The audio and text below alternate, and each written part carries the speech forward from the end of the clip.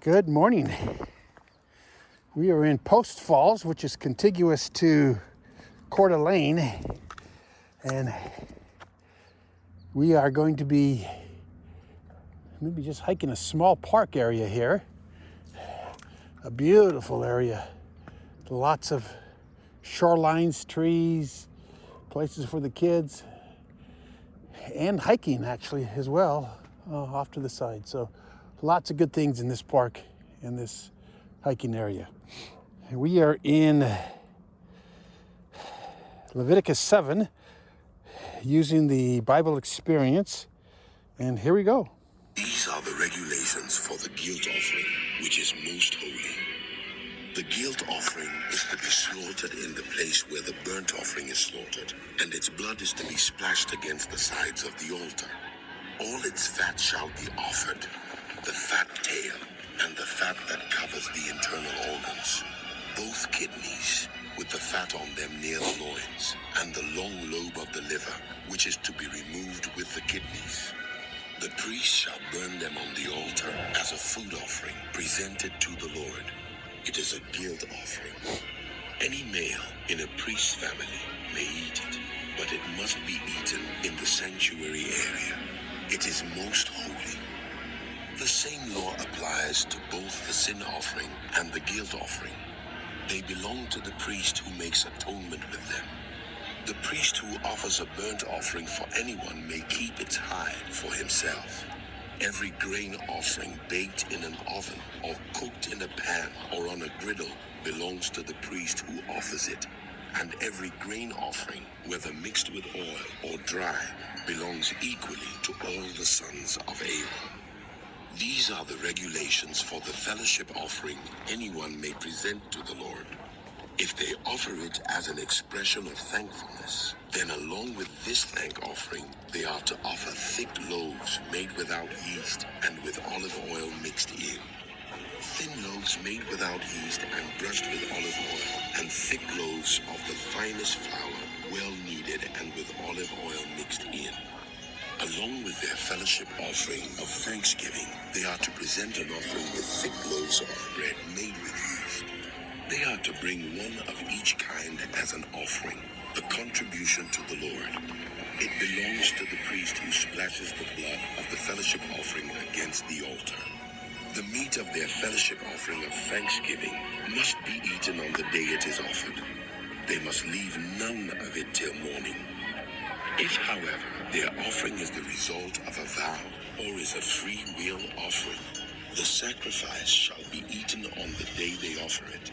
But anything left over may be eaten on the next day.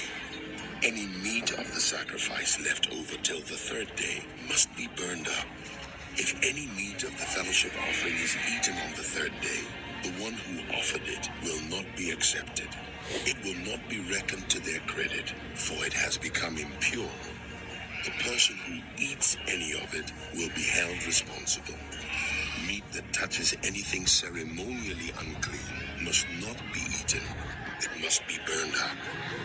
As for other meat, anyone ceremonially clean may eat it.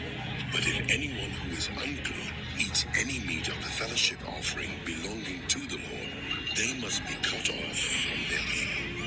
Anyone who touches something unclean, whether human uncleanness or an unclean animal or any unclean creature that moves along the ground and then eats any of the meat of the fellowship offering belonging to the Lord, must be cut off from their people.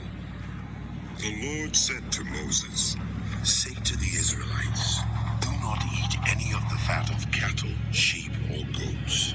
The fat of an animal found dead or torn by wild animals may be used for any other purpose, but you must not eat it. Anyone who eats the fat of an animal from which a food offering may be presented to the Lord must be cut off from their people. And wherever you live, you must not eat the blood of any bird or animal. Anyone who eats blood must be cut off from their people."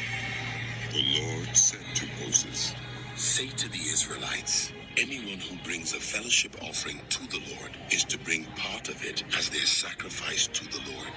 With their own hands they are to present the food offering to the Lord. They are to bring the fat together with the breast and wave the breast before the Lord as a wave offering. The priest shall burn the fat on the altar, but the breast belongs to Aaron and his sons. You are to give the right thigh of your fellowship offerings to the priest as a contribution. The son of Aaron who offers the blood and the fat of the fellowship offering shall have the right thigh as his share. From the fellowship offerings of the Israelites, I have taken the breast that is waved and the thigh that is presented, and have given them to Aaron the priest and his sons as their perpetual share from the Israelites. This is the portion of the food offerings presented to the Lord that were allotted to Aaron and his sons on the day they were presented to serve the Lord as priests.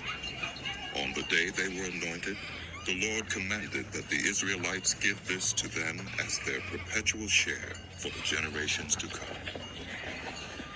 These then are the regulations for the burnt offering, the grain offering, the sin offering, the guilt offering, the ordination offering, and the fellowship offering, which the Lord gave Moses on Mount Sinai in the desert of Sinai, on the day he commanded the Israelites to bring their offerings to the Lord. The Lord said to Moses, Bring Aaron and his sons, their garments, the anointing oil, the bull for the sin offering, the 2 rams, and the basket containing bread made without yeast, and gather the entire assembly at the entrance to the tent of meeting. Moses did as the Lord commanded him, and the assembly gathered at the entrance to the tent of meeting. Moses said to the assembly, This is what the Lord has commanded to be done. Then Moses brought Aaron and his sons forward and washed them with water.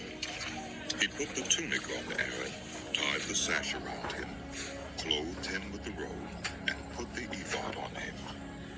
He also fastened the ephod with a decorative waistband, which he tied around him. He placed the breastpiece on him and put the Urim and Thummim in the breastpiece. Then he placed the turban on Aaron's head and set the gold plate, the sacred emblem, on the front of it, as the Lord commanded Moses. Then Moses took the anointing oil and anointed the tabernacle and everything in it, and so consecrated them. He sprinkled some of the oil on the altar 7 times, anointing the altar and all its utensils, and the basin with its stand, to consecrate them.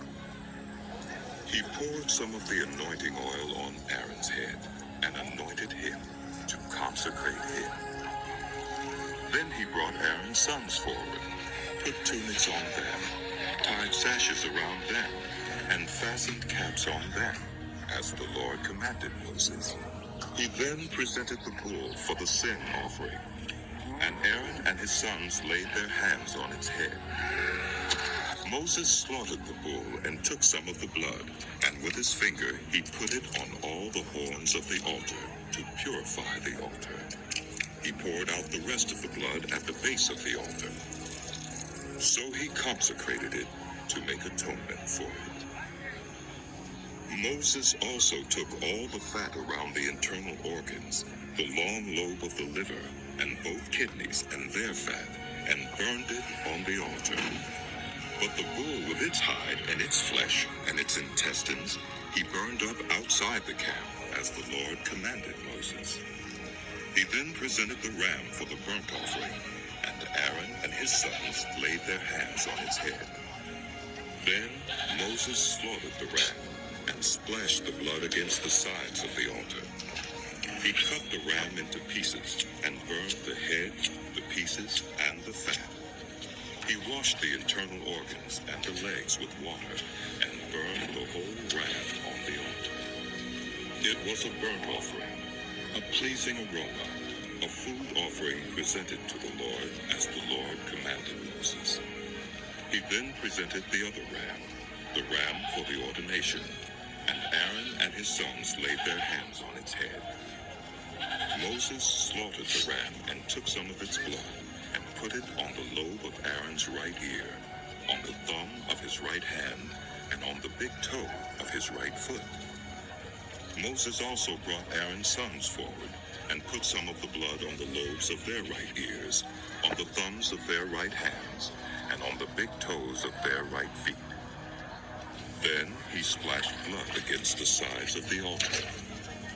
After that, he took the fat tail, all the fat around the internal organs, the long lobe of the liver, both kidneys and their fat, and the right thigh, and from the basket of bread made without yeast, which was before the Lord, he took one thick loaf with olive oil mixed in, one thin loaf, and he put these on the fat portions and on the right thigh. He put all these in the hands of Aaron and his sons, and they waved them before the Lord as a wave offering. Then Moses took them from their hands and burned them on the altar, on top of the burnt offering, as an ordination offering, a pleasing aroma, a food offering presented to the Lord. Moses also took the breast, which was his share of the ordination ram, and waved it before the Lord as a wave offering, as the Lord commanded Moses. Then Moses took some of the anointing oil and some of the blood from the altar, and sprinkled them on Aaron and his garments, and on his sons and their garments. So he consecrated Aaron and his garments, and his sons and their garments. Moses then said to Aaron and his sons, Cook the meat at the entrance to the tent of meeting, and eat it there with the bread from the basket of ordination offerings, as I was commanded. Aaron and his sons are to eat it. Then burn up the rest of the meat and the bread. Do not leave the entrance to the tent of meeting for 7 days, until the days of your ordination are completed. For your ordination will last 7 days. What has been done today was commanded by the Lord to make atonement for you. You must stay at the entrance to the tent of meeting day and night for 7 days, and do what the Lord requires, so you will not die. For that is what I have been commanded. So Aaron and his sons did everything the Lord commanded through Moses.